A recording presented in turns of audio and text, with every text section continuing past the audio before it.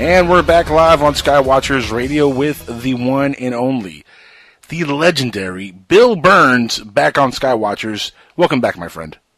Oh, thank you, Angel, and thank you for letting me know we're back on the air. We're back on the air. So sorry. We should have informed you. We should have been back on the air 5 minutes ago. Sorry. But we're now live, and we have a lot to talk about, Bill. Of course, I haven't talked to you in a long time. Very long time. Right, a whole 36 hours. Yeah, it's been crazy, those 36 hours. A lot of things have happened in 36 hours. I took a nap. And that's a major event. That's a major event in my life. Very impressive. People have no idea how much of a major event that is. No, but seriously, a lot of stuff has been happening. And, of course, we were talking off air, and one of the things we wanted to touch on was Elon Musk and the announcement that he's getting this robot spacecraft to Mars. Elon Musk, yeah, whatever.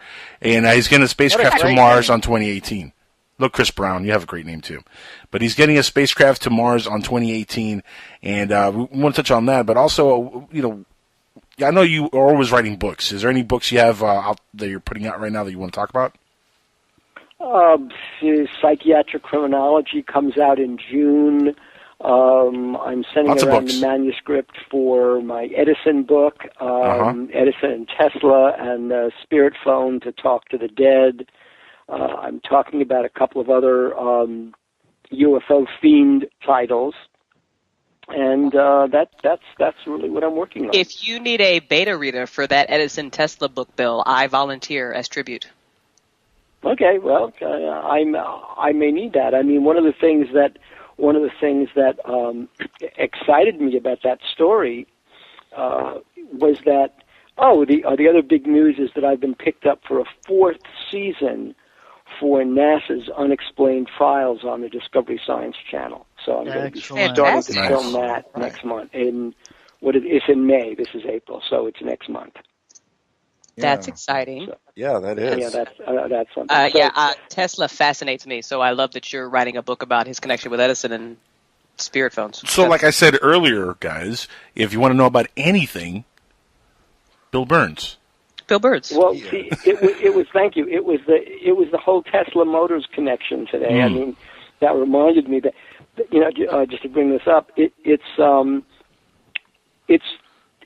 Edison's least known project. In fact, it is so few people know about it that most people think it's a hoax. Most people think it never happened. I mean, you talk to any of the Edison scholars, the basic, the Charles Edison Fund, people like that, and they basically look the other way when you mention Edison's spirit phone. And so there is almost a concerted effort now, it's almost political, not to talk about the spirit phone, even though in magazines in the 1920, Thomas Edison was giving interviews freely about his spirit phone. In fact, Michael Shermer, our friend Michael Shermer, said the whole thing was kind of a hoax and blown out of proportion, yet there in Popular Science magazine from 1933, there is an article describing a demonstration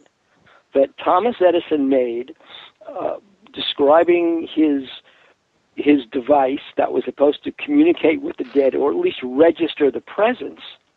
And so the purpose of this manuscript that Joel and Martin and I did was to try to explain why. And then along the way, we discovered that Nikola Tesla had kind of like spies monitoring what Edison was working on. And so in Tesla's journal, and Tim Swartz writes about this in his book on Tesla, in Tesla's journal, there are all these mentions of the machine that Edison was working on, which really was kind of a motion picture projector that was tied to a photoelectric cell that was tied to a meter, so that if anything crossed that beam of photons, that light beam would register on the photoelectric cell, and that would register on the meter, and Edison would know what he was looking at, or that something had crossed the beam that he couldn't see. Tesla was working on something very similar right at the same time. that was based on radio frequencies. Now we call it EVP, but back in the 1920s and the 1930s, Tesla was, after Edison died, Tesla kept on working on it, trying to find the missing frequencies for people who had passed away but whose voices still lingered as radio waves. So that was the competition, between 1920 and 1930. Interesting. Creepy experiments. That is creepy. Very creepy. Yeah. No wonder it's one of Tesla's lesser-known experiments. Sorry, And Chris. I would love to be able to hear Elvis's voice again there. Oh, baby, I'm the king. That's it's not a phone I ever want to call, but that does not surprise me with Tesla. With my luck, Yeah. I'll get a busy signal. At all. Yeah. Busy signal. Well, the whole point of Tesla was not that he was, but it was much more than spirits. He was trying to contact ET. He believed that Earth was being bombarded with radio waves from outer space that contained messages, whether inadvertent or deliberate, from other planets and other civilizations. And so that's what he was trying to figure out. Bill, it's pretty safe to say that Tesla was a big believer in space and aliens being out there in outer space. He was working on a UFO supposedly before he passed away. Also, right? Yeah, I mean, Tesla was a huge believer that there were other civilizations on other worlds, and that all of those radio waves, that the whole universe was made up of radio waves flying back and forth, bouncing off each other, and each containing data. And it was his attempt to find the right frequency to be able to tune in on that data, which he believed was verbal, and that's what he was working on. And he was working on that for the last 10 years of his life, and he was living in New York City. What do you think happened to all that data that he left behind when he passed? I hope that it got confiscated. Probably did by the government. It did. There was he had a treasure trove of data. All his inventions, I can imagine. Yeah, were in his room. It was in the New Yorker hotel, and upon his death, that room was raided by the FBI. This was in 1943. Now, the thing with Tesla was that at the outset of World War II, he went to the United States government with a proposal, and he wanted to get paid for this thing, to study the concept of anti-gravity, because he believed that the country that mastered anti-gravity would win the coming war. And remember, Tesla was a Serbian, so his country was under the shadow of Hitler as well, so he wanted to find a weapon, and the United States to get himself hired to develop an anti-gravity beam. And we know that such a thing can be done. We played with that when we were on UFO Hunters, with an ultra-high sound beam into a Faraday cage, and it actually levitated an object. So folks can see that on YouTube now. But so that's what Tesla believed. But the United States turned him down. They thought he was a crackpot, even though everybody was using alternating current.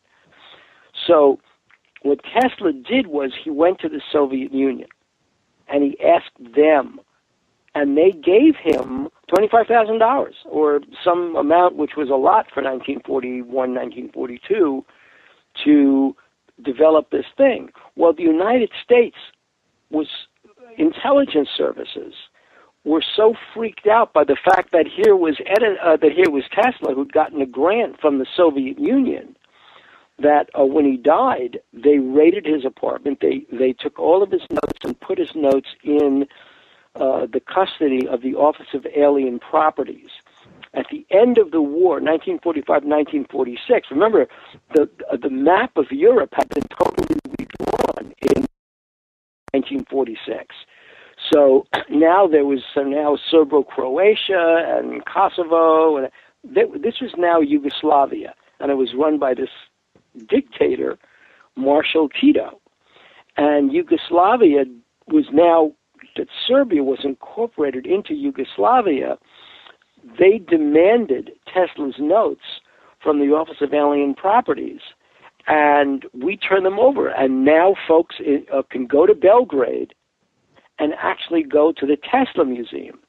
But all the notes that were handed over to the Yugoslav government for the Tesla Museum, all of those notes, here's what's so funny, they didn't include one set of notes.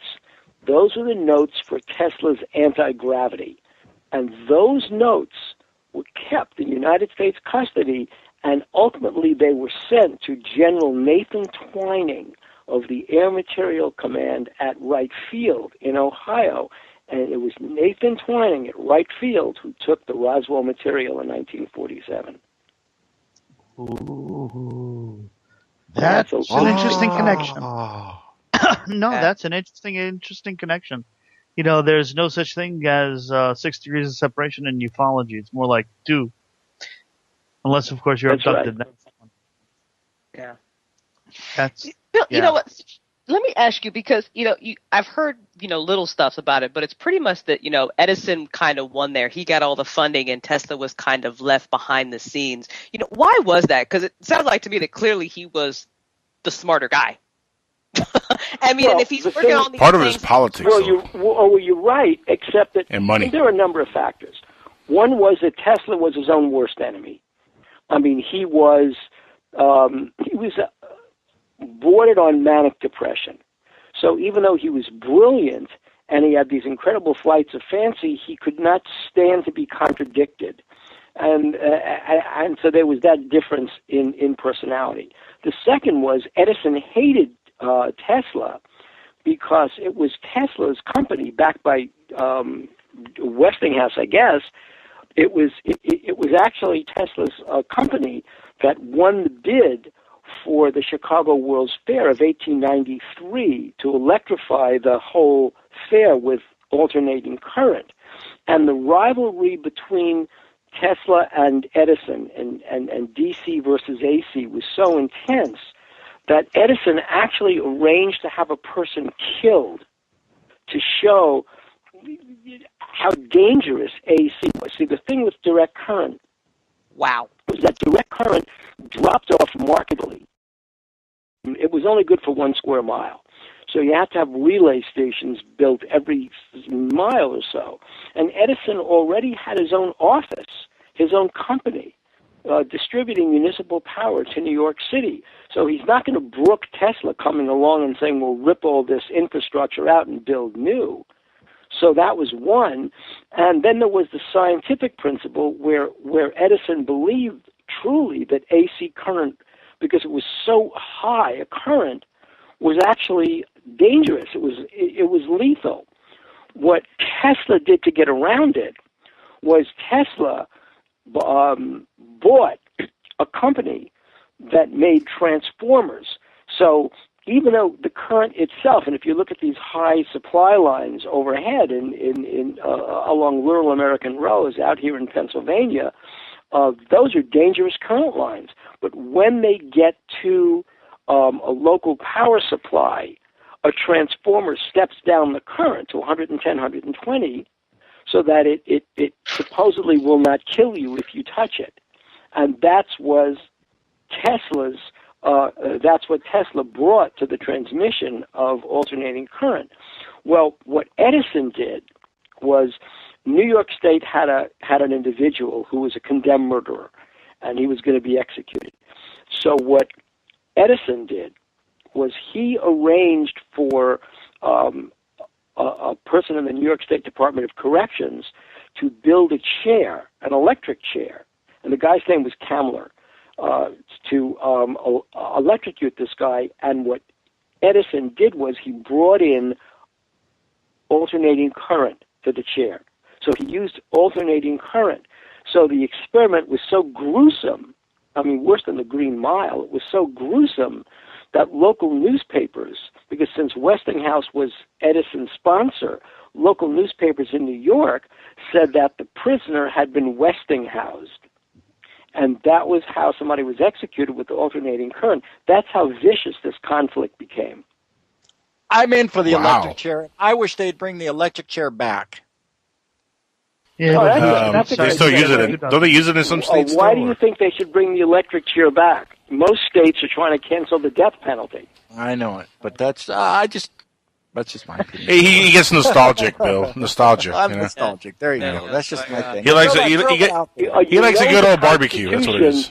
You know the Constitution actually has an Eighth Amendment, which is called cruel and unusual punishment, and electrifying someone that his head starts to smoke is It's crazy. cruel and It's just unusual insane. punishment. Yeah, but isn't just like taking somebody's life, regardless of how you do Yeah, it, is I'm cruel and talking the unusual? Like, hardcore people. These Yeah, but don't you molesters think there's and all a these difference worst between the state sanctioning the killing of someone and a person taking someone's life? I mean, when you consider what it takes to actually execute someone, years and years, the appeals, the state's got to hire lawyers, it goes all the way up and down the ladder.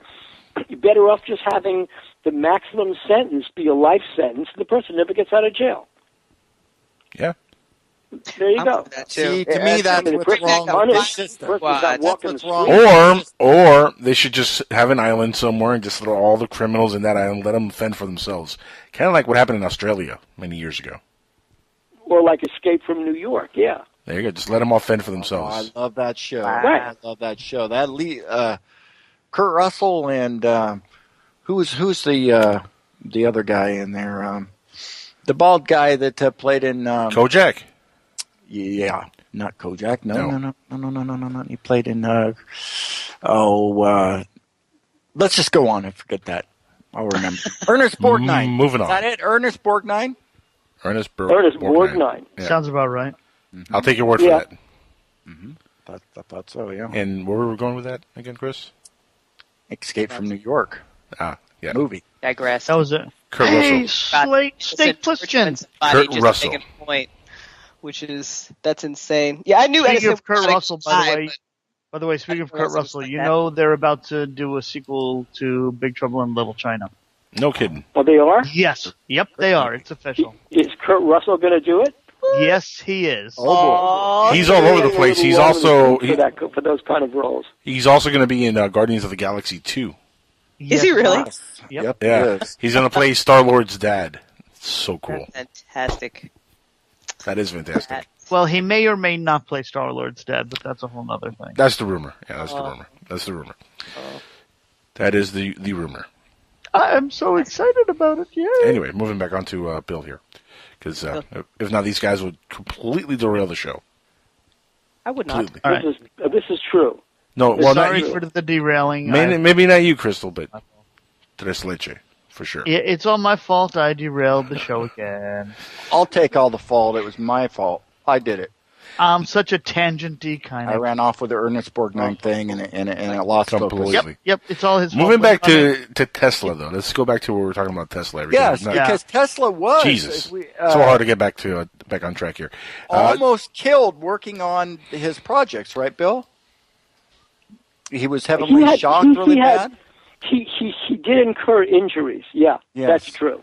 Probably were was injuries that killed the at guy the end. incurred. I mean, he probably was Well, killed, wasn't he? I mean, and he was also very sick as a child. I mean, he had to True. be removed from school and taken back to his parents' house, and he was also affected by the death of his brother. So he certainly did encounter hard knocks in his life. what was the official cause of death, though, for Tesla? He died of a heart attack. He Heart died attack? of old age. Old age heart attack? Can we confirm that, or can we Yeah, turn that to heart failure, conspiracy probably. somehow? He was very sick. I mean, he was living. I mean, he was living alone. He'd blown through tens of millions of dollars. Crazy. Yeah. By 1943, I mean, when you consider this, by 1943, not only had Tesla been proven correct about alternating current, not only was alternating current lighting America, but the United States Supreme Court had pulled the patent for wireless radio transmission away from Marconi and handed it to Tesla. Wow. So why did So he die? Tesla for is the official penniless? inventor of radio, according to the United States Supreme Court. He's the official Because inventor. Marconi, who was working for Mussolini, wanted to charge the United States government a license fee for using radio. And it would have been a massive license fee. And so the United States didn't want to pay it. And so Tesla was encouraged to challenge the Marconi patent with his own notes, and the Supreme Court upheld. And the government didn't have to pay Marconi.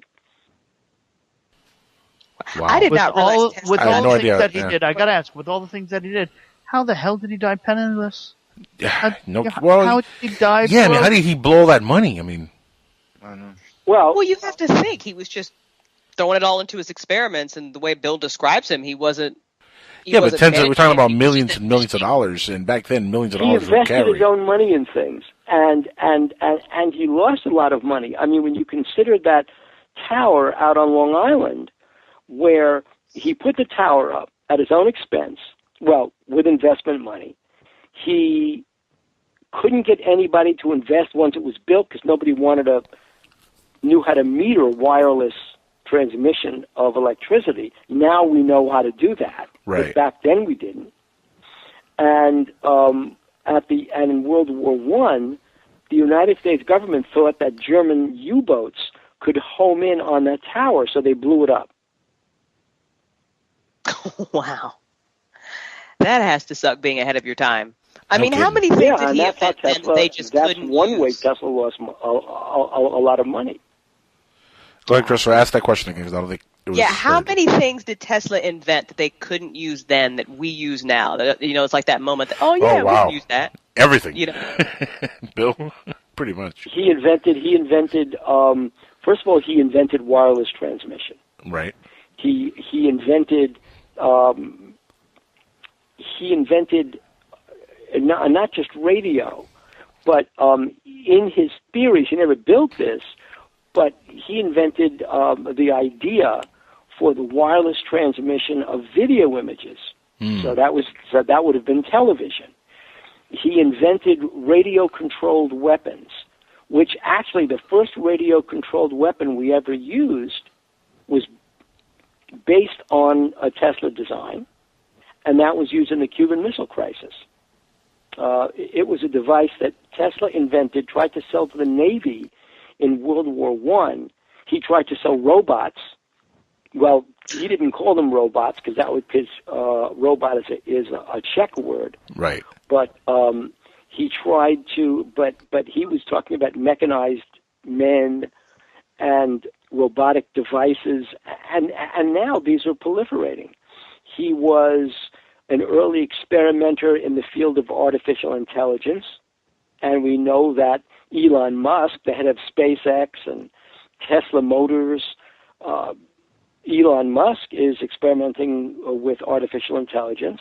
And He's a reincarnation of Tesla, maybe. Crickets on that one. Wow. Yeah. Nobody, huh?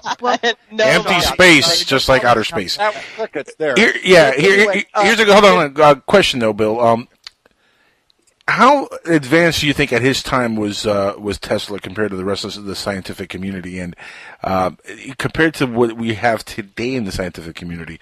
Is he still more advanced than the guys working in science today? Because science, to me, it seems like it's kind of like at a standstill in a lot of areas. No imagination. Yeah, No. none. It depends on the area of science you're talking about. I mean, Tesla was way far advanced for his time. Right. I mean, really way advanced. I would say like he's for his like time. 50 to 100 years more advanced than anybody else at that time. With what he Oh was yeah, I thinking. mean, he's talking about wireless conceptually, yes, transmission of but energy. implementation, He's talking about communicating with other planets. He's talking about all kinds of things. Robots, way beyond the expertise of his time. But now, where the exciting stuff is going on is in radio astronomy, theoretical physics. I mean, when you consider where physics is now is where science fiction was 20 years ago. Right. I mean, that's where it is now. I mean, we're talking about the fact we're actually in theoretical physics. We're talking about things like the concept of block time, where there's no such thing as past, present, and future, But since the future influences the past because of the Heisenberg uncertainty theory and other aspects of it, you're talking about incredible theories of the relationship of time. You're talking about multiple universes that came out of the Big Bang that are so close to our own universe that there are actual ways to cross between universes and probably not realize it. I mean, that's where physics is. So that's fascinating. We're in an era of talking on a molecular biological level, where again, molecular biology talking about the distribution of certain kinds of nerve cells and the function of certain kinds of nerve cells and human ability is way beyond where it was even 10 years ago. I mean, would we say that the next 20, 30 years is going to be looked at one day as the golden era of this kind of science? Oh, yeah. Yep. Oh, yeah. I mean, I think that by 30 years from now, probably by 25 years from now, we will have at least the beginnings of an idea to have a colony on Mars. We will have reached Mars. We will be, I mean, look at the discovery just this week that was announced that an actual planetoid, a dwarf planet in the Kuiper Belt beyond Neptune, that's now got its own moons. I mean, they're like 100 miles apart, 100 miles in diameter, which is tiny. But it's there. But that's fascinating. Right. That you've got solar systems within solar systems, or you've got systems. And you got a whole systems. planet full of weed. That's right. Derailing the show one more time, Christopher J. Brown. No, but it's true. That is true. There was a whole planet of weed, according to Angel, who read the article, that they say the plants that are 3,000 times more powerful in THC. So there you go when you're talking about all these different planets. Nothing to do with that tangent. Oh my God, that was amazing. My fault. I had nothing to do with it. Bill, I apologize. That was all Chris Brown. Blame it on me. Bill is like, why? What is even going on? You've done it again. Christopher J. Brown. Bill, I actually have a question though. You said that Tesla was trying to. I have a Tesla question. He was trying to communicate with other planets. So my question to you is, do you think he was successful? And if not, do you think the government was and are doing so now? I think just knowing what I know about people who've said they were in the know, like what did J. Allen Hynek really know? What did Carl Sagan really know? What did people inside NASA tell me about what was going on in the 1960s? When during the Hilldale UFO sightings. So I think the government knows absolutely far more. I think that's why it's such a closely guarded secret. That that were human beings to know for sure the extent of what the government knows, that there would have to be a restructuring, an entire restructuring of human thought about where we are and who we are and where we're going. And I think that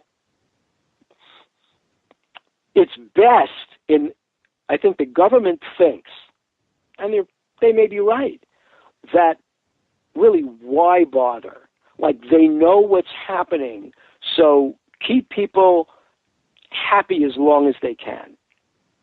Do you think it's bad news? Yeah, I really do. I think that, and it's stuff you can see around you. I think that we are looking at the event horizon of the sixth extinction. I mean, life on Earth, certain aspects of life on Earth are going to change, and they're going to change dramatically. And that may result in just a very large, biblically significant downsizing of the human population, if not the extinction of us in this time frame. Well, not only that, Bill, it doesn't even have to only be a natural disaster or a catastrophe. I mean, great civilizations only last so long. We're talking about Egyptian civilizations, the Mayans, the Aztecs. I mean, they lasted only so long. I mean, how long do you think the U.S. is going to last as a superpower or the number one superpower? And how long do you think our civilization is going to last the way it is? I don't think it's a question of the U.S. lasting. I think it's a question of society the way it is, period. Yeah, society the way it is. Yeah, right. I think that's right. So with that in mind, then isn't it possible that an understanding of, if there is any, knowledge that the government is getting from ETs, different planets, might be a positive thing for us in opening minds, broadening our horizon, making us, look at the planet in a more respectful way, so we if they're positive ETs, but who knows what contact they're making, whether they're positive or negative. But one thing I always found really interesting, Bill, is how Nikola Tesla's he passed away on 1943. And the war ended in 45, and then we had the Roswell crash in 47, all following each other by a couple of years.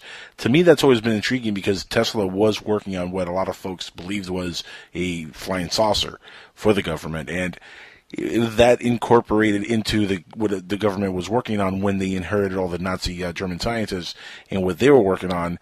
It would lead to to give you a little bit of I guess, evidence to maybe that's what happened at Roswell, I think.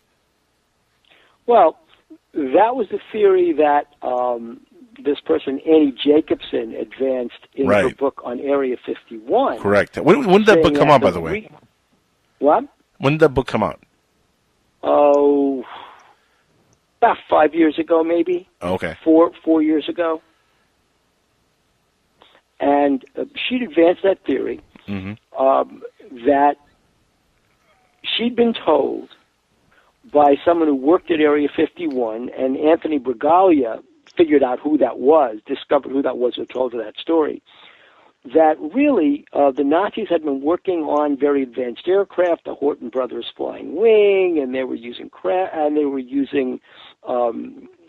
children who'd been deformed by Josef Mengele, and that's what actually crashed in Roswell, and it was kind of a big deception. And, of course, that was debunked almost immediately as a theory. But how do you debunk that, though? I mean... Well, you debunk it a couple of ways. One was that what she had said was the nature of the craft that was at Roswell was a version of the Horton brothers flying wing, and that's why nobody recognized it. And that's false on its face, because in the 1938 movie, Shape of Things to Come by H.G. Wells, they were flying around in flying wings. That was the craft they were flying around, and that was a full 10 years before Roswell. The United States had a flying wing bomber in the 1930s. It was never developed. It was only used as an example, but we actually had flying wings. So we knew what they were. And as far as the Horton brothers flying wing was concerned, the Horton brothers flying wing was made of wood. So there was no memory metal, nothing miraculous about the material that was made. It was made of wood. The other thing was the Nazis had no intercontinental bomber. There was no way for the Germans to fly a bomber or to fly a warplane across the ocean to land in the American Southwest. It didn't happen. So, I mean, those things alone, and Mengele was running for his life through South America in 1940 after the war.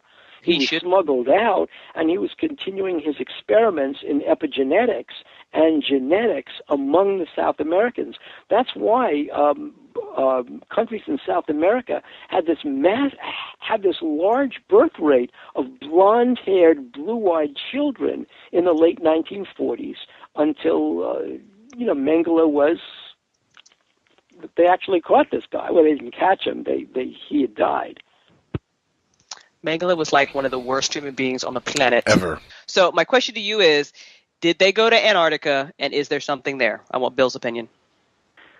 According to Admiral Byrd, according to a number of people, one is that there was a whole German settlement where the Germans had, this is actually before the Nazis, where the Germans had gone to the poles, and they found themselves able to penetrate. There was a hole, and they could go down there, and they actually started a whole country down there called New Swabia. And as the war progressed and the Germans were losing, some of their high command fled to New Swabia, and they had actually an entire civilization down there, their own civilization, and it was it was the Reich, and they had a civilization.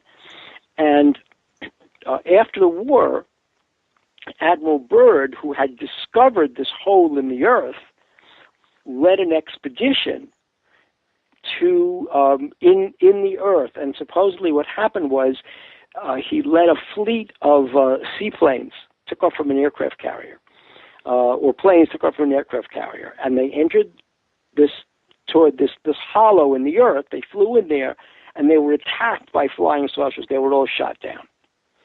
And supposedly Byrd was captured, and he was told, look, you stay out of here. If you ever come back, we're going to destroy the earth. We're going to destroy you. Just leave us alone. And the records of that whole expedition were buried because Byrd wouldn't reveal what he learned. So that is one of the stories about the New Germany called New Swabia at the center of the earth.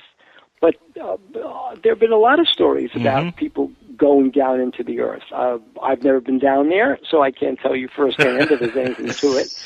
But so hold on. So this is something you haven't experienced? I have not gone down. Pat Osgood went down into a deep cave outside of Roswell. I'd believe that. And he went down into a well in Texas, where we were investigating the Aurora, Texas airship mystery from 1897. He descended into that well where the airship crashed, and sure enough found aluminum parts down there. No kidding. And the funny thing about the aluminum parts that he found, when we had them tested at North Texas University, when we had them tested, we were told this was aluminum that was not manufactured after 1950. It was old aluminum. Oh, wow. It is an alloy no longer made today. Oh, wow. Interesting. That's crazy. Bill, question. Knowing what we know now about Tesla, knowing what we know about what happened at Roswell and the Nazi and all that stuff, and do you really believe that there's a hollow Earth? Is basically what I want to get at? Because my good buddy Dennis Crenshaw, who was the Hollow Earth insider for many, many years. And even he wasn't 100% convinced that there was a hollow Earth, but there was pockets within the Earth. Do you think that's part of the major conspiracy when it comes to ufology, all these pockets within the Earth? That I don't think that there's a hollow Earth. I mean, privately, I just don't think that exists. And I don't think there's a whole civilization down there. And although what I do think is more than possible is that animals migrated through caves. I mean, we know the human beings lived in caves. Right. We know the human beings lived in caves for warmth. We know that looking at some of the incredible, we know that human beings lived in caves and took psychedelics. And we know that, so we know a lot. What I do think is that some animals, let's just say reptiles, might have found as the Earth's climate changed, the Ice Age advanced. We know the climate change was partly responsible for the dinosaurs dying off. We know that it was partly the result of a kind of a nuclear winter from a tremendous meteor impact. We know these kinds of things. And I think that as the climate changed, you might have had some reptiles, some species of reptiles crawl into caves, going deeper and deeper into the earth, where they might have evolved. And they might have looked like a very scary kind of animal to, let's say, human beings thousands of years ago, tens of thousands of years ago. Maybe deep in the earth, some of these remains are still able to be retrieved. I doubt it. But that's remains within the realm of possibility. Yeah, I'm with you. I don't really think that the hollow Earth is there is any truth to that, but I do think there is pockets. I mean, you would give credence to there being pockets like the Nazi theory. Yeah, I would. We just know how human civilization evolved from just those pockets and caves. We know how society became organized. I still think that there was a whole civilization of human beings before the current civilization of human beings. I think there was one whole group before us that died off. Whether that was part alien, part human, all human, I don't know. But I just know that when there is a series of ruins in Göbekli Tepe in Turkey, and the Anunnaki referred to those ruins as the elders or the old people or the old ones. Right. That says a lot. When the Sphinx has water erosion on it, and for all we know, it's been desert forever since it was in Egypt, yet there's water erosion on the Sphinx. I'm not even getting into the conspiracy theories about the pyramids, but I'm just going to say there's evidence of water erosion on the Sphinx. And what does that say about the climate in which that Sphinx was built? I'm with you 100%. This is something that me and Dennis used to get into all the time. And bringing it back to the hollow earth, but question really, what do you think is more absurd or more plausible, a hollow earth or a flat earth? Well, that's like saying, we know there's no flat earth, not only because it's been circumnavigated, but we can see it from space. I mean, there are cameras on the moon that look at the Earth. But can we really, Bill? What? Can we really? Yeah, I think we can. I mean, he's like, yes, yes. Can we fly? Have we flown a rocket ourselves? What would be the motivation for astronaut after astronaut going up in everything from Mercury to Gemini to Apollo to everything? What would be there? What would get them to lie? I mean, it would be at some point in the history of the American space program since 1960, there would be some inclination, hey, wait a minute, we thought this was a round Earth. It's not. There'd be some inclination of that, unless there'd be this whole society of people specifically created to conspire to put up a false theory, by the way, since probably the year 1500. But couldn't the same thing be said about ufology in general? Like, especially when you deal with NASA and the cover-up? I mean, the same thing could be said. No, I'll tell you why. Because we have direct physical evidence. We have eyewitnesses. We have testimony. We have photographs. We have physical trace evidence. I mean, I've seen some of it myself in the Delphos, Kansas case. The soil from there, where the UFO landed, I've seen the photographs. I've spoken to the researchers. And there is the soil sitting in Phyllis Budinger's lab up in Chagrin Falls, Ohio. It's the weirdest thing. You cannot. It's like sand turned to cement, and yet it's sand. So, what do you say to people who come at you with the whole flat Earth theory? I don't come say that's a great idea. Prove it. Show me a photograph of a flat Earth, and you know what? I'll say, there's a possibility here. You would think there would be at least one somebody that would have came out. I mean, all the whistleblowers we've got that have just at least spread a conspiracy theory, has anybody ever come out and say, nah, guys, they're lying, the planet's totally flat. I just came from the, nobody's ever done it. Yeah, I mean, and why would this planet be flat and all the other planets around us be round? Oh, but Bill, they say all those planets around us are holograms. They're holograms. It's not even true. They're not real. Shield or I don't even know what we're on. We're like on a plate. We're inside of one of those little Christmas ornaments. Was a movie, but we're in a petri dish. It was called Dark City, where they abducted a whole bunch of people, a whole city, and they had them in kind of like a flat plateau, and the experiment was to change their perceptions of reality by switching their personalities from body to body.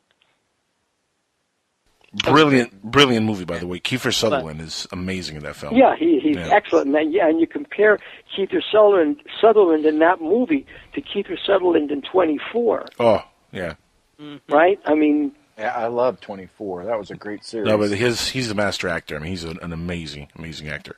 He really escapes into the characters he plays. He's a twin. He's a twin. He whispers his lines. He makes whispering scary. Because when he's Jack Bauer, he's like, I'm whispering at you, I'm going to break your neck. It's scary for the guy. He's going to break his neck. If you hear that whisper on 24, something bad's going to happen to you. Yeah. Well, when the new series comes out, he's going to pass the torch. Somebody else will be whispering. I've heard that. 24 Legacy will be coming soon. Uh-oh. Oh, my goodness. Will not be the same without Jack Bauer. That's all I'm saying. Well, he's going to make his handing off the torch thing like some other movies have. Whatever. Okay, Bill. My next question. I know, so many questions for Bill. Go ahead, Crystal. Okay. Go ahead. Okay, my next question for Bill. There's been a lot of talk, well, not a lot, whatever, about a object at the bottom of the Baltic Sea that resembles a UFO. Or the Millennium Falcon. Yes. Right. So, there was a sea captain who basically said he found this object. There's been a big dispute about whether the object is actually a USO at the bottom of the Baltic or whether it's something else. I've not seen any video. I've not seen any footage of it. It simply dropped off the radar. Yeah, it kind of died down completely because there was like some sonar stuff they were talking about, and they showed some video, and then it completely just went off the reservation. That's it. Yeah, it just disappeared. One theory was that it simply was a natural thing. It wasn't real. It wasn't an object. It wasn't, and goodbye. That was one theory. Another theory was that it was really hushed up because they found something. It was like The Abyss or something. Also a great movie. What do you think? Because I'm always interested. I mean, especially when you hear something about this, and then all of a sudden you just don't anymore. Like nobody else went to go check it out. I just found the shape of the thing to be kind of ironic. It would happen around the same time that George Lucas was thinking about selling Star Wars. Right. I just don't think it's real. I think that it wasn't as though it was debunked. It was they didn't know what it was, and they figured out what it was, and it was perfectly natural, and it's gone. That's some odd land formation down there. It's yeah.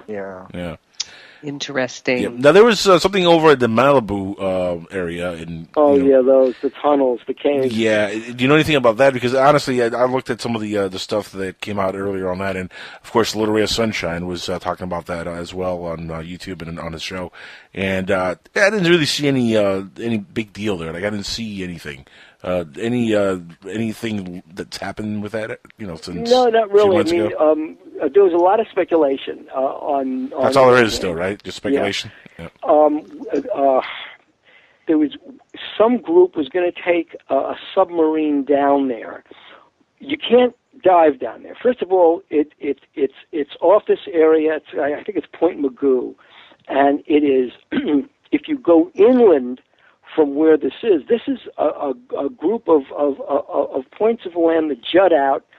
And on the southern side of that is Santa Monica Bay, and on the northern side of that you head up to the Channel Islands off the coast of Ventura County. So there is, I think, a Google Earth or something that showed what looked like caves.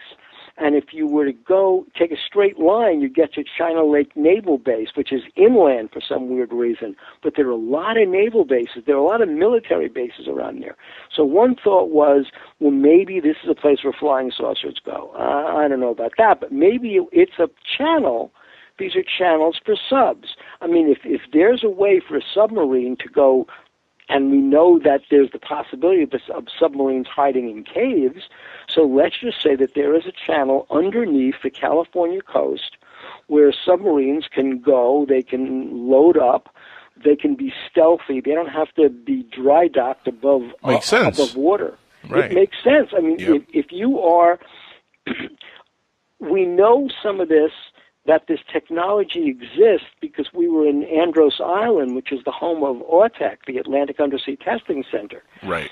And there was a very, very deep trench and a very thick cable running deep under the ocean. And so we believe that there were submarine channels there. I mean, why have a naval base with no ships? So there was that. So it's not impossible that there are underwater rivers or underwater docking stations and where submarines can go and get fueled up or crews can go, even if there is kind of an underground tunneling system, and I wouldn't be surprised. Ken Ken Storch and his partner were surveilling, I think it was Dugway, if I got to call Ken Storch back, well, we're surveilling the area around Dugway in Utah. And they were following... I heard about this, yeah. And they were following a convoy of trucks to what they thought would be a checkpoint. And the truck simply disappeared. And to this day, Ken Storch will tell you that he fully believes those trucks went underground. Just makes sense. Yeah, I mean, so if you wanted to have a secret facility, you'd put it underground. We have the technology to do it. No, and we know we have facilities underground. Look, Walt Disney has a whole city underground in Orlando. Are you kidding me? Yeah. I mean, that's Walt Disney. We have that. Yeah, we have that technology. So, I mean, why would we not? So it makes perfect sense. Now, the fact that there were actually UFO tunnels underneath Malibu, I mean, that set off a mini flap with some scholars saying that was really a photographic aberration. They didn't exist. No human-made caves could be dug into that in the first place. Maybe they were natural depressions which show up as shadows.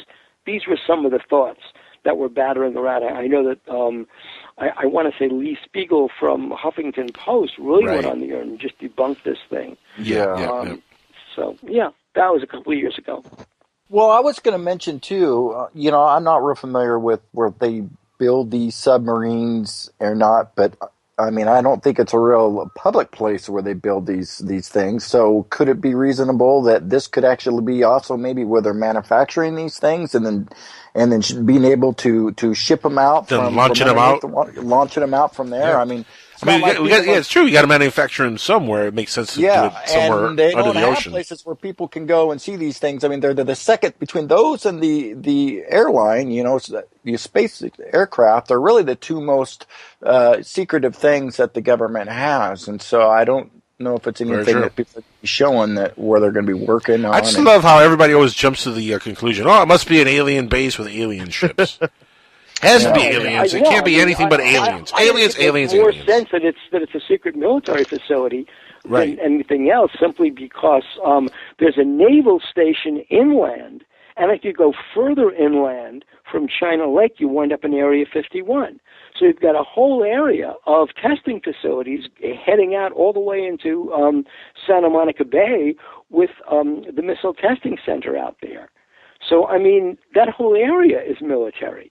So it's not as though it's far-fetched that they were able to have a kind of an underground channel leading from the Pacific Ocean to and that's where China they send Lake. all the Navy SEALs down there for their training too. All the butts and all that's all right. No, like San Diego. This is much further north. Yeah, it's further north. Okay, but it's still, it's not as though it's a big drive to get from San Diego to Ventura County. Sure, it's only about what, 5 hours maybe.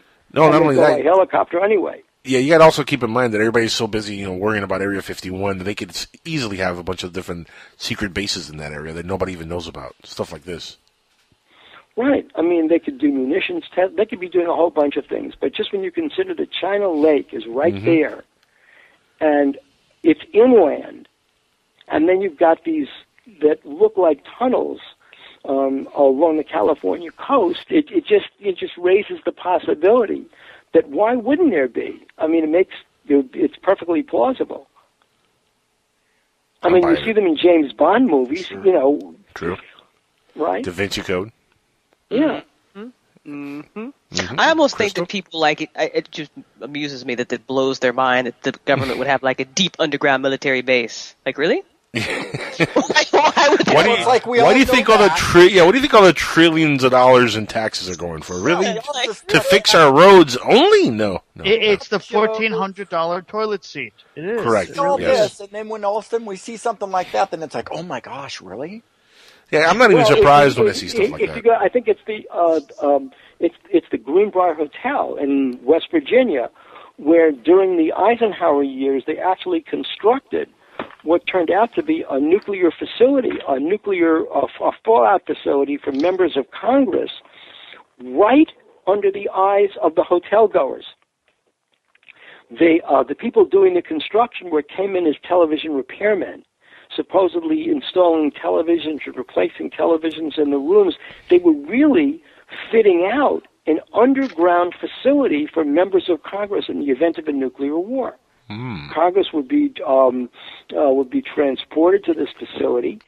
They would be housed. There were bunks. We had a guided tour. There were bunks. There were kitchen facilities. There was only enough oxygen for 2 weeks. So think about that. And the thing remained secret from the Eisenhower years right through the beginning of the 21st century, when a reporter for the Washington Post blew the cover of the story, and that's when they turned it into a tourist facility. Guys, anybody down to do a Skywatchers radio remote? You go check out this facility? Huh? Let's go. Yeah, I think that if would it's be not haunted, I'm in. If it's haunted, yeah. If it's haunted, I'm definitely in. okay. Well, then you and your life mate can go do that, and I'll be in my office. He's my hetero radio life mate. Whatever. Right. I'm sorry. That's right. Okay.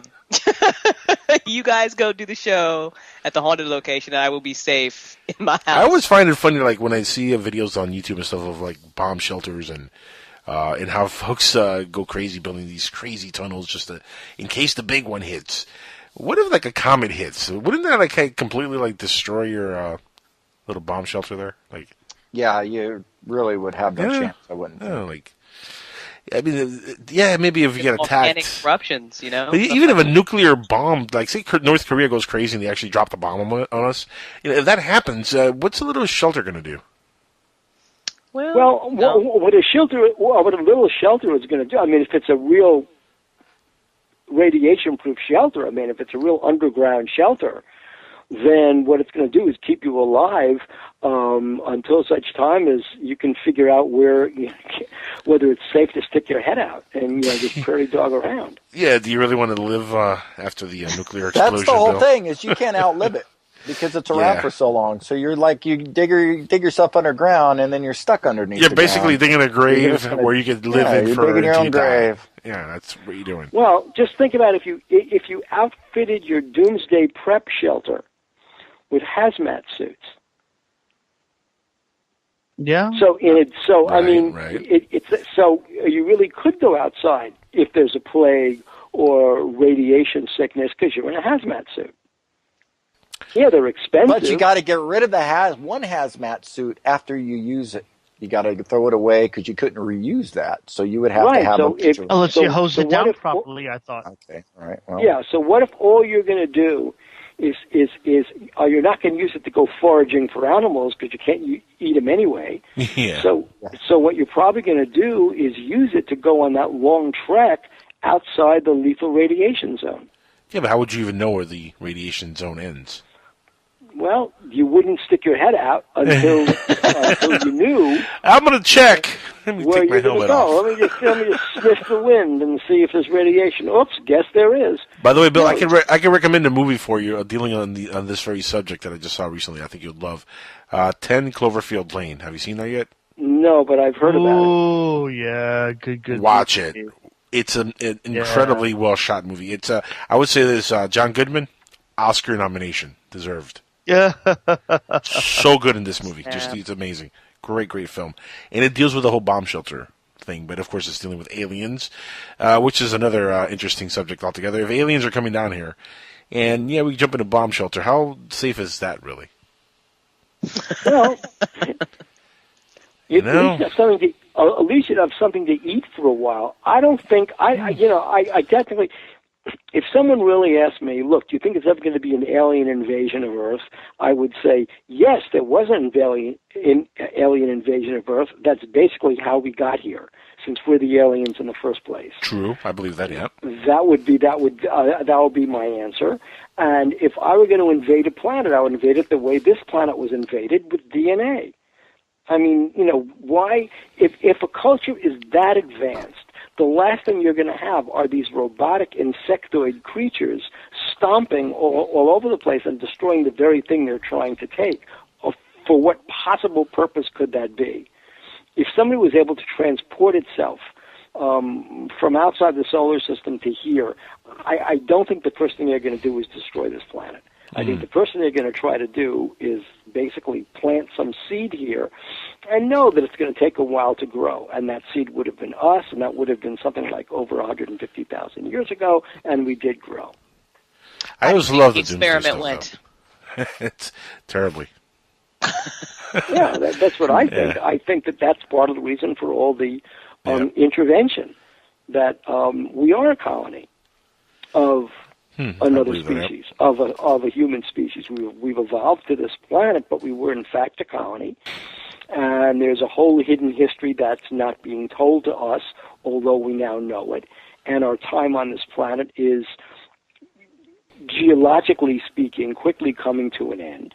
That it's no coincidence that people like Stephen Hawking and other people like that have said, look, humanity's future is really not really on planet Earth. It's off planet. I think it's Mars, isn't it? I mean, isn't our sleep cycle that of Mars? Like, don't we have the human body, isn't it, like, supposedly the sleep cycle of Mars? Possibly, but I mean, that planet. I mean, look at Mars. Yeah, no, but here's the thing. I think this is why we're so obsessed with like finding out what Mars is like and going to Mars and trying to like jumpstart it, right? Yeah, some of us want to move there already. That's all. Because this is our home and that's where we really are from. You know, I think that's what Shostak of Aseti told me. He said that chunks of Mars broke off. That became the formation of life on Earth. So technically speaking, we're not Earthlings; we're Martians. Correct, yeah. Mm-hmm. That's cool. I totally believe that. That's cool. You know, I always heard I just go ahead, Chris. To say real quick, I just always heard the concept, and I'm no scientist or anything, that the thing of it is when they get on Mars, that by getting there and being able to promote tree growth, grass growth, an environment on it, they will be able to then raise the oxygen level of the planet and essentially bring a life to where you can actually live on it normal like we do. It's a little bit more complicated than that, I don't know if that's exactly. First of all, you're going to need somebody like Luke Skywalker's aunt and uncle with moisture farming. And you're going to have to like moisture the atmosphere because it's a very thin atmosphere. And you're going to have to do that all over the planet, including then planting these trees that right now trees wouldn't survive on Mars. Right, Bill? I mean, if you plant trees on there, the way we conceive Mars, they'll die off immediately. Well, there are trees on Mars already. Well, so we think we've taken. There's pictures out there that people say. There are photos out there that it looks like vegetation, and I agree. But I mean, NASA hasn't come out and said, "Yep, those are trees. Those are definitely plant life." NASA does stand for never a straight answer. So. That's what I'm saying. That's crazy, though. I mean, because just think about it. If we're correct, okay, we came from Mars, possibly. Right. That's what I believe. Came down to here, okay. Correct. Yes, Bill says, and a lot of other smart people say, we're like on the verge of extinction. Right. Wouldn't it be really good to know that, hey guys, you came from Mars, you completely fucked that planet up. Maybe you want to do something different when you get to Earth. Just throwing that out there. Like nobody thinks it's a good idea to tell the population that. Or what if we are not the first experiment in human beings that existed here? It's not just there's been one extinction. I think that there were other civilizations of human beings that completely died off, that were either maladapted, such as the little barrel-chested people that they found in Indonesia. But I do think that... No, but I do think that there were. I mean, seriously, there were other civilizations and other societies that died off ahead of us, and I think our concept of prehistory really is kind of an amalgamation of cycles that went before us, and I think that partly there is a realization of this and a fear of this reaching the general populace. And so we basically reconstruct history. That's why there are so many books of the Bible that were excised from the Bible, like the Book of Enoch, for example. True. I mean, like you read the book of, or the book of Nicodemus, or the book of Joseph. You know, you read some of these books, and you might as well be reading science fiction from. Right? I mean, it's completely different. Flying saucers coming down on Mount Hermon. The Nephilim are really space creatures. Nobody knows why there are other creatures on Earth that don't look like us. All I know is that Moses spoke to a burning bush. that could have been that actually. Actually, folks have tried to give a conventional explanation that it was actually somebody was smoking pot on the other side of the bush. That's what I think. Or a spaceship set Could the bush on fire. Could have been a spaceship, yeah. Spaceship set the bush on fire, possibly. Ezekiel's wheel. I mean, there are a lot of references in the Bible that you could say, yeah, that's definitely UFO. It's true, right? I mean, you could say that. I mean, Ezekiel's wheel. If you just read that as kind of a straight, like, literature, you would think that he saw a flying saucer and he saw alien creatures who gave him a prophecy about, Son of Man, this is what you have to do. Which begs the question, Bill, if stuff like that is the case, then couldn't religion in general, like all our religious beliefs, maybe have come from outer space? Well, sure. I mean, that was... Jan Rooney was Mickey Rooney's eighth wife. Right. Her father's name was Red Chamberlain. Correct. Red Chamberlain said that he worked for Skunk Works. He worked for Lockheed. He was in the Army Air Force in World War II.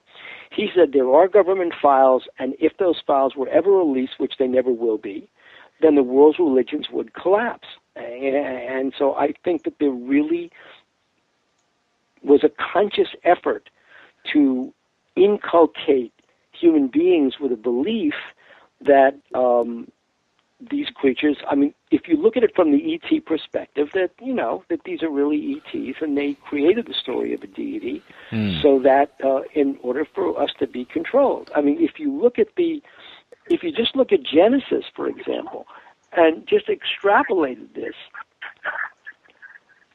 you're talking about an extraterrestrial creature who creates two terrestrial creatures. But there's another creature already living here with the same sensing and power that the terrestrial creatures that were just created have, that subverts them from the extraterrestrial creature and is therefore punished by the extraterrestrial creature. Mm-hmm. And yet he loves us. Then the human genome is somehow altered so that human beings, which were immortal at the very conception, are now mortal. Right. Yeah. It's just crazy. Yeah, that part of it really sucks, by the way. By the way, we're joined by Lou, who I'm sure has a fascinating question. Lou, welcome to Skywatchers Radio. Yeah, thank you very much. And Bill, I wanted to ask you about your thoughts on the Stephenville case and the Phoenix Lights case. That is, I've heard some people say that they think that those were U.S. military technology, or at least the Stephenville case one was. I personally don't think that, but what's your opinion of the two? And is there a connection? And what about the fact that presidents were at least tangentially involved in both cases? So those are my questions.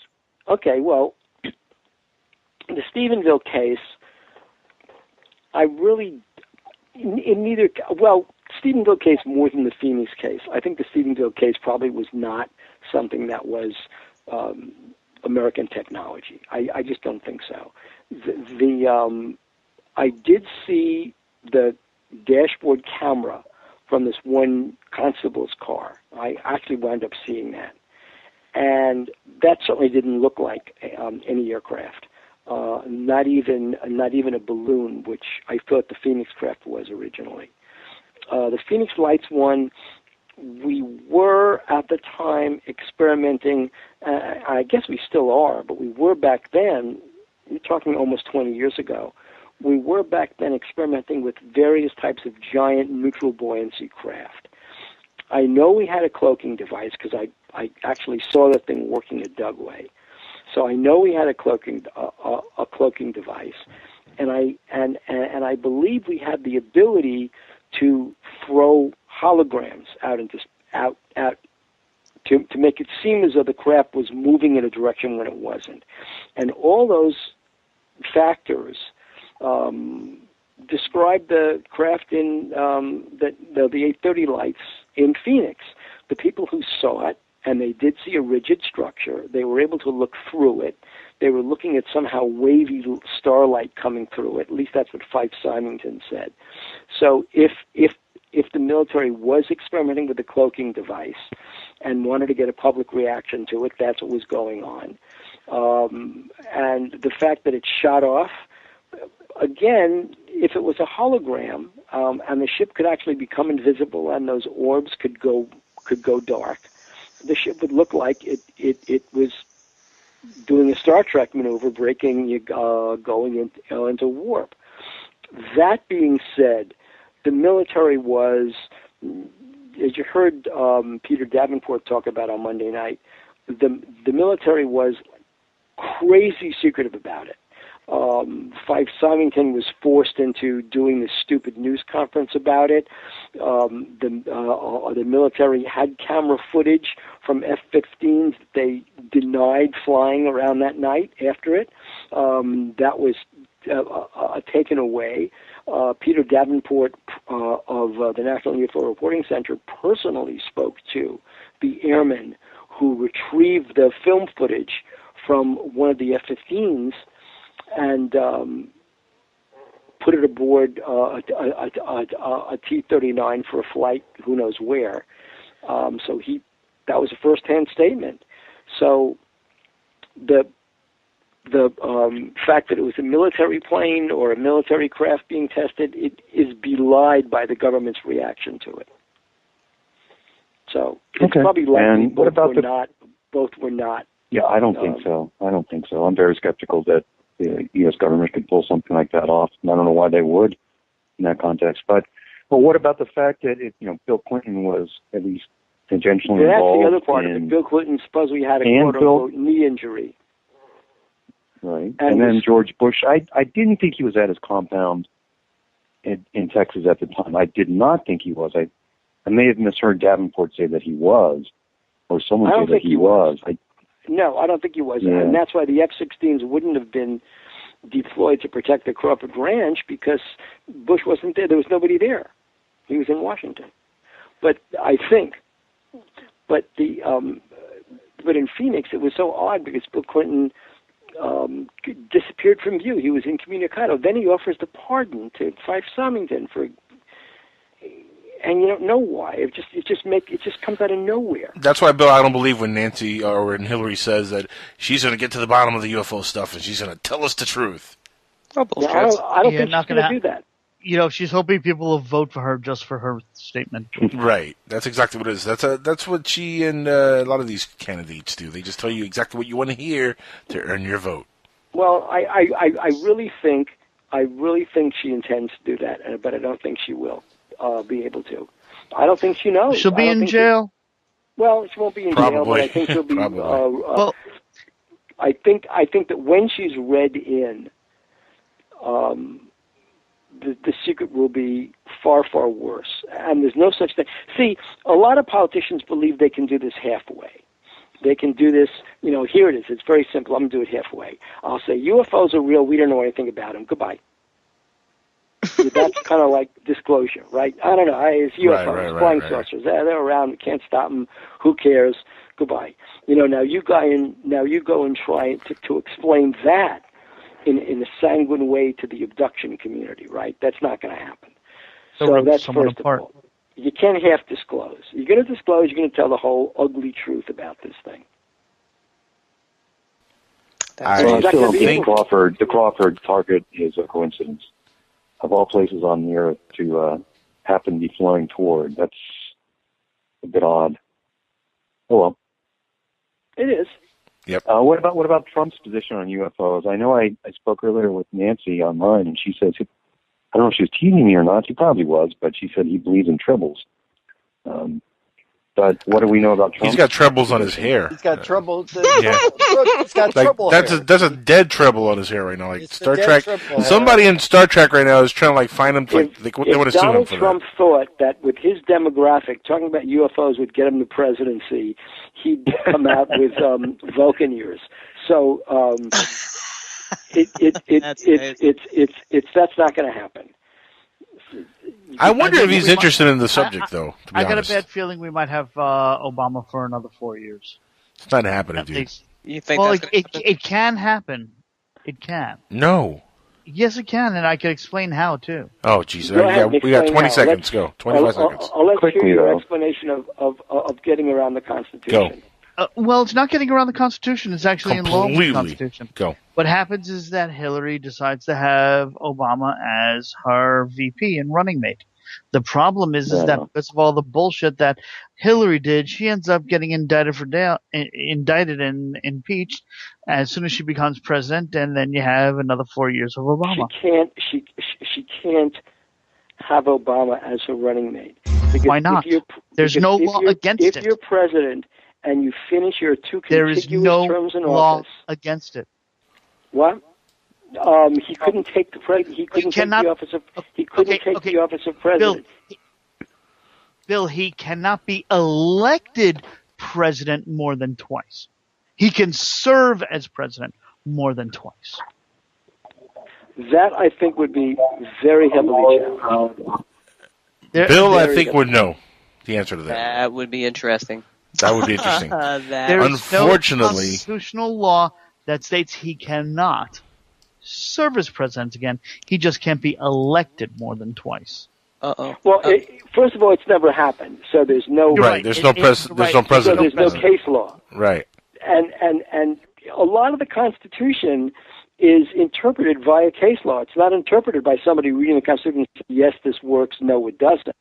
I mean, if somebody wanted to sue Ted Cruz, which is going to be moot anyway, but for running for president and being born in Canada, that would go to the Supreme Court. And that would be case law. It's never gone to the Supreme Court, so it's really he said, she said. I'm still puzzled about how Ted Cruz is running for president. He was born in Canada. He's of Cuban descent. How exactly is this possible? I'm surprised we're talking about Obama being from Kenya, you know. Yeah, but at least Obama was born in Hawaii, and his mom was like white bread American. One more question for Bill. And then we got to go. Right. Time. I know we got to go. One more question. But, Bill, we had Stephen Bassett on, and he was talking about Hillary and disclosure and all that. So my question kind of to you is, he seems to think that disclosure is going to happen because if the United States doesn't jump on it, then somebody else will, like AKA Russia. And we can't be left out of the dark. Like if Russia starts talking about UFOs and we don't, that's a huge hit for us. Do you think something like that is possible? No, because first we've already had disclosure. I don't know why the Harry Truman's disclosure of the existence of UFOs in 1950 is so overlooked, but he goes on television and he says, these are flying saucers, we know what they are. You don't have to have Obama do it. Harry Truman already did it. Jimmy Carter already did it. Ronald Reagan already did it. You don't need, that's the thing.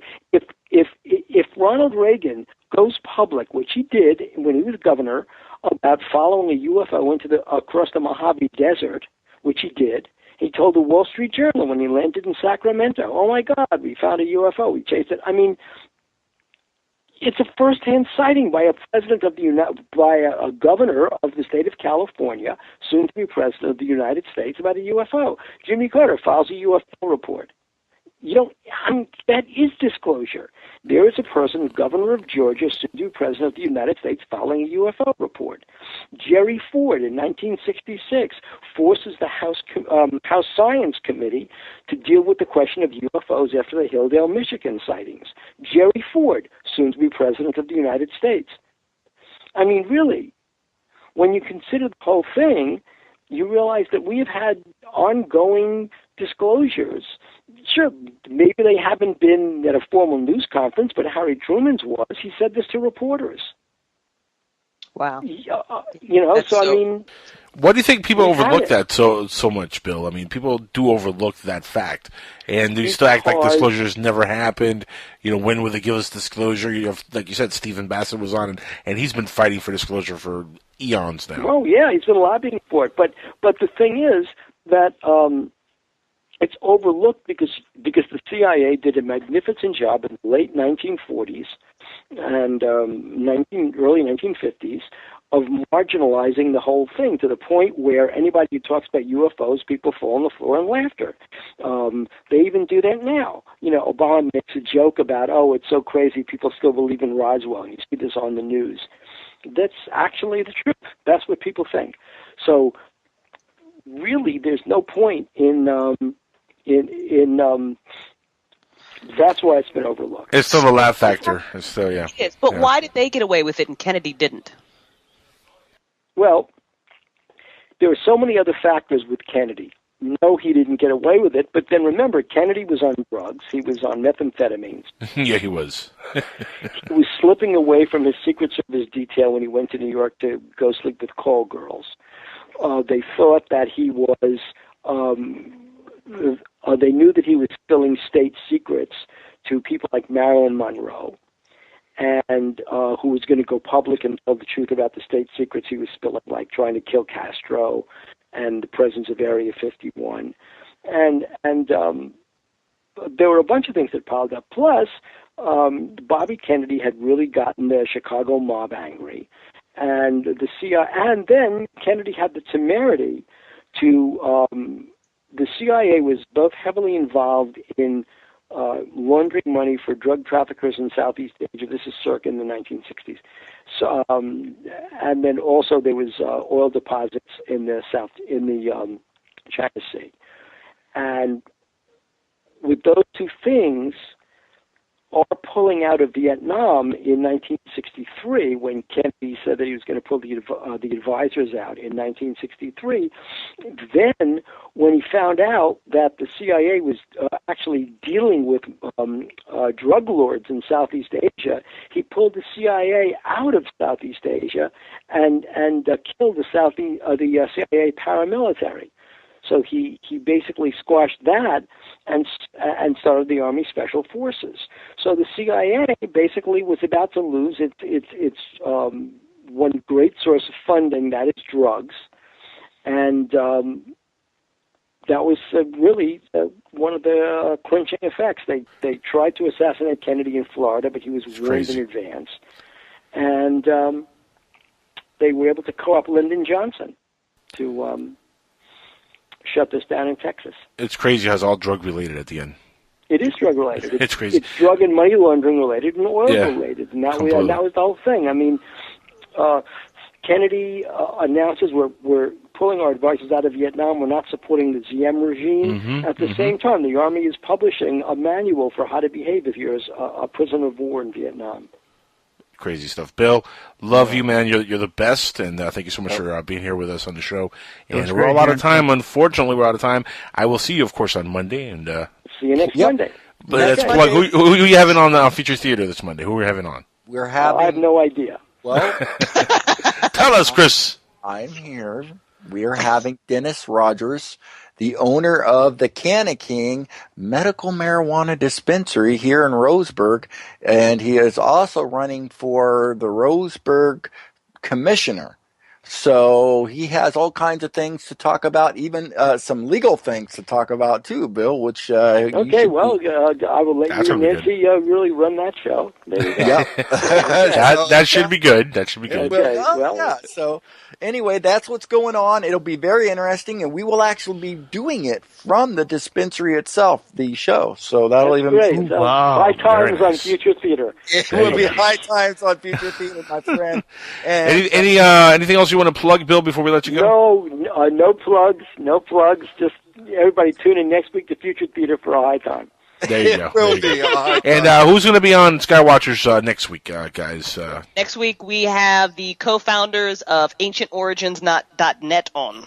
Oh, very nice, very nice. So there you go, guys. Stick around for that next week.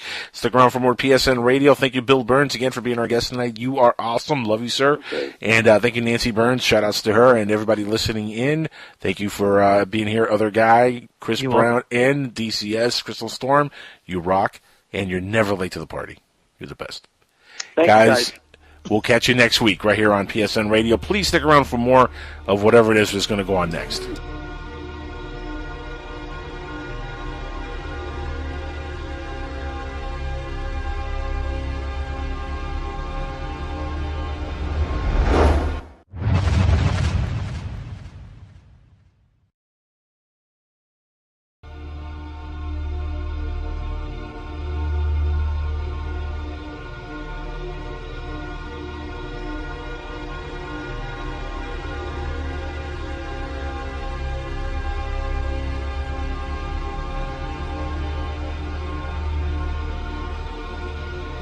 And we're back live on Skywatchers Radio with the one and only, the legendary Bill Birnes, back on Skywatchers. Welcome back, my friend. Oh, thank you, Angel, and thank you for letting me know we're back on the air. We're back on the air. So sorry. We should have informed you. We should have been back on the air 5 minutes ago. Sorry. But we're now live, and we have a lot to talk about, Bill. Of course, I haven't talked to you in a long time. Very long time. Right, a whole 36 hours. Yeah, it's been crazy, those 36 hours. A lot of things have happened in 36 hours. I took a nap. And that's a major event. That's a major event in my life. Very impressive. People have no idea how much of a major event that is. No, but seriously, a lot of stuff has been happening. And of course, we were talking off air, and one of the things we wanted to touch on was Elon Musk and the announcement that he's getting this robot spacecraft to Mars. Elon Musk, yeah, whatever. And he's getting a spacecraft to Mars on 2018. Look, Chris Brown, you have a great name too. But he's getting a spacecraft to Mars on 2018, and we want to touch on that. But also, I know you are always writing books. Is there any books you have out that you're putting out right now that you want to talk about? Psychiatric Criminology comes out in June. I'm sending around the manuscript for my Edison book, Edison and Tesla, and Spirit Phone to Talk to the Dead. I'm talking about a couple of other UFO-themed titles. And that's really what I'm working on. If you need a beta reader for that Edison Tesla book, Bill, I volunteer as tribute. Okay, well, I may need that. I mean, one of the things that excited me about that story was that the other big news, the fact that here was Tesla who'd gotten a grant from the Soviet Union.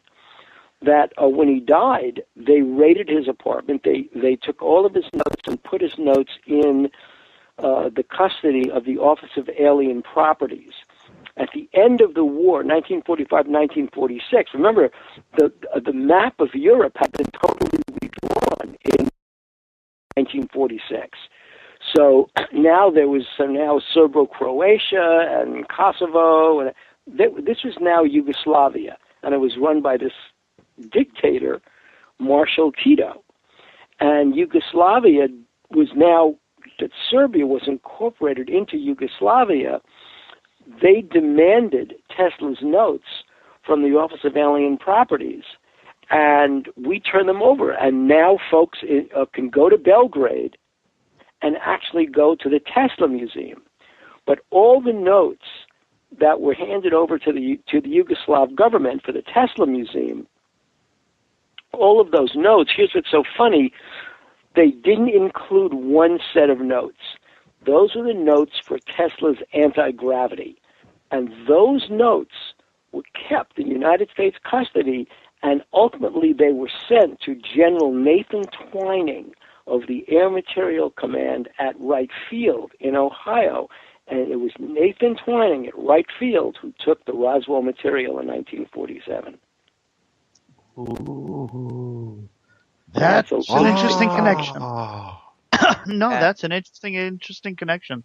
There's no such thing as 6 degrees of separation in ufology. It's more like 2, unless of course you're abducted. Right. Yeah. Bill, you know what? Let me ask you, because I've heard little stuff about it, but it's pretty much that Edison kind of won there. He got all the funding, and Tesla was kind of left behind the scenes. Why was that? Because it sounds like to me that clearly he was the smarter guy. I mean, and if he's working on these part of it is politics. Well, you're right, except that and money. There are a number of factors. One was that Tesla was his own worst enemy.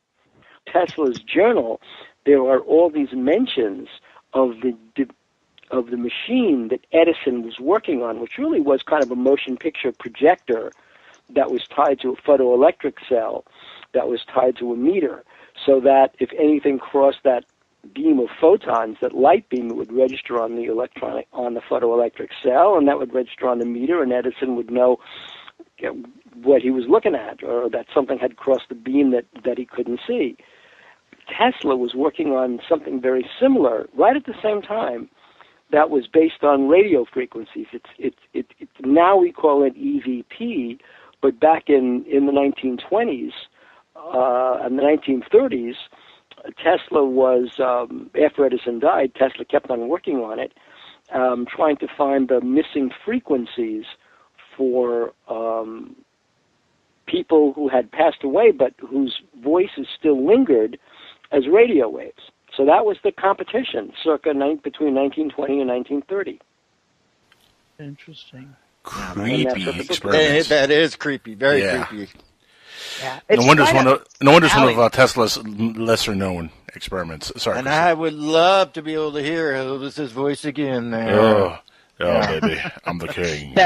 That's it's not a phone I ever want to call, but that does not surprise me with Tesla. With my luck, I'll get a busy signal. Well, the whole point of Tesla was not that he was, but it was much more than spirits.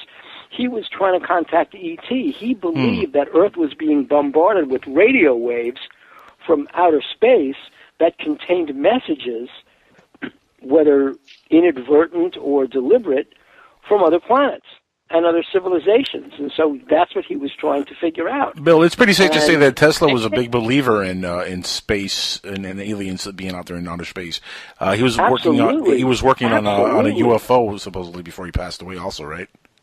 Yeah, I mean, Tesla was a huge believer that there were other civilizations on other worlds and that all of those radio waves, that the whole universe was made up of radio waves flying back and forth, bouncing off each other, and each containing data. And it was his attempt to find the right frequency to be able to tune in on that data, which he believed was verbal, and that's what he was working on. And he was working on that for the last 10 years of his life, and he was living in New York City. What do you think happened to all that data that he left behind when he passed? I hope that it got confiscated. Probably did by the government. It did.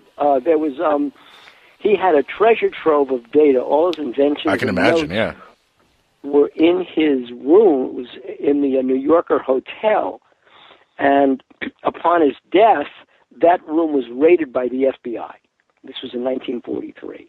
Now, the thing with Tesla was that at the outset of World War II, he went to the United States government with a proposal, and he wanted to get paid for this thing, to study the concept of anti-gravity, because he believed that the country that mastered anti-gravity would win the coming war.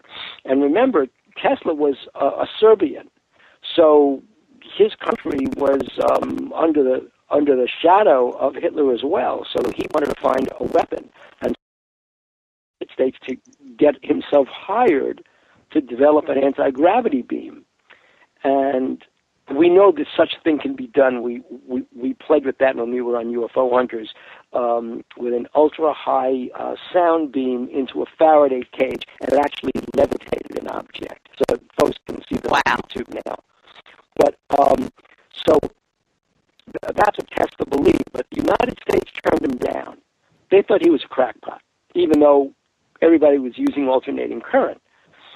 So what Tesla did was he went to the Soviet Union, and he asked them, and they gave him $25,000, or some amount which was a lot for 1941, 1942, to develop this thing. Well, the United States intelligence services were so freaked out by this that I've been picked up for a 4th season for NASA's Unexplained Files on the Discovery Science Channel. So I'm going to be starting to film that next month. It's in May. This is April, so it's next month. That's exciting. So, that is. Yeah, that's something. Tesla fascinates me, so I love that you're writing a book about his connection with Edison and spirit phones. So, like I said earlier, guys, if you want to know about anything, Bill Birnes. Bill Birnes. Well, see, it was. Thank you. It was the whole Tesla Motors connection today. I mean, that reminded me that just to bring this up, it's Edison's least known project. In fact, it is so few people know about it that most people think it's a hoax. Most people think it never happened. I mean, you talk to any of the Edison scholars, the basic, the Charles Edison Fund, people like that, and they basically look the other way when you mention Edison's spirit phone. And so there is almost a concerted effort now, it's almost political, not to talk about the spirit phone, even though in magazines in the around 1920, Thomas Edison was giving interviews freely about his spirit phone. In fact, our friend Michael Shermer, said the whole thing was kind of a hoax and blown out of proportion, yet there in Popular Science magazine from 1933, there is an article describing a demonstration that Thomas Edison made, describing his device that was supposed to communicate with the dead, or at least register the presence. And so the purpose of this manuscript that Joe and Martin and I did was to try to explain why. And then along the way, we discovered that Nikola Tesla had kind of like spies monitoring what Edison was working on. And so in Tesla's journal, and Tim Swartz writes about this in his book on Tesla, in